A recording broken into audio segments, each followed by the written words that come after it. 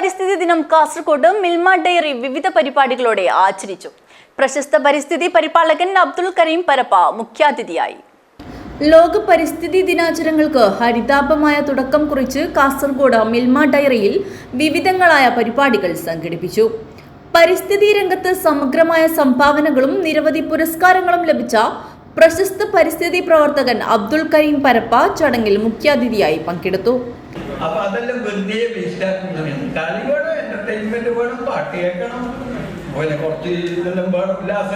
പക്ഷേ അതിനോട് പ്രകൃതി സംരക്ഷണമാണ് മെയിൻ. നമ്മൾ താമസിക്കുന്ന ഭൂമിയിലേക്ക് നമ്മളില്ലല്ലോ.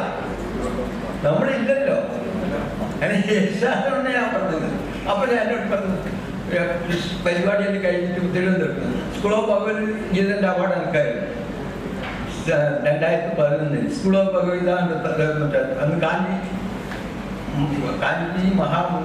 കാഞ്ചിനെ ഒരു അവാർഡ് തന്നത്. പിന്നെ അരികോട്ടിന്റെ കൂടെ നോബൽ പീസ് കിട്ടിയ പച്ചോയിച്ചു.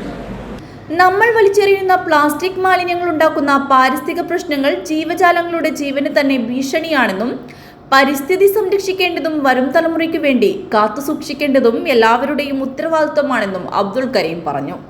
ഭഗവത്ഗീത, ബൈബിൾ, ഖുർആൻ തുടങ്ങിയ എല്ലാ വിശുദ്ധ മതഗ്രന്ഥങ്ങളിലും പ്രകൃതി സംരക്ഷണത്തിന്റെ പ്രാധാന്യത്തെക്കുറിച്ച് പ്രതിപാദിക്കുന്നുണ്ടെന്നും ഈ ഭൂമി എല്ലാ ജീവജാലങ്ങൾക്കും അവകാശപ്പെട്ടതാണെന്നും അദ്ദേഹം പറഞ്ഞു. മിൽമ കാസർഗോഡ് ഡയറി മാനേജർ സ്വീറ്റി വർഗീസ് അധ്യക്ഷനായി. യൂണിയൻ ഭാരവാഹികളായ C Raghavan, CITU, K Thampan, INTUC എന്നിവർ ചടങ്ങിന് ആശംസകൾ നേർന്ന് സംസാരിച്ചു. മാർക്കറ്റിംഗ് ഓഫീസർ ആശിഷ് ഉണ്ണി സ്വാഗതവും അസിസ്റ്റന്റ് HRD ഓഫീസർ വികാസ് ചന്ദ്രൻ നന്ദിയും പറഞ്ഞു.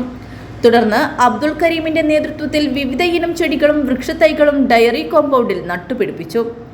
ബദിയടുക്ക സെന്റ് മേരീസ് ചർച്ച് വനിതാവേദി പ്രവർത്തകരും പടന്നക്കാട് കാർഷിക കോളേജ് വിദ്യാർത്ഥികളും ഡയറി ജീവനക്കാരും ചടങ്ങിൽ സംബന്ധിച്ചു. News bureau, Kanhangad.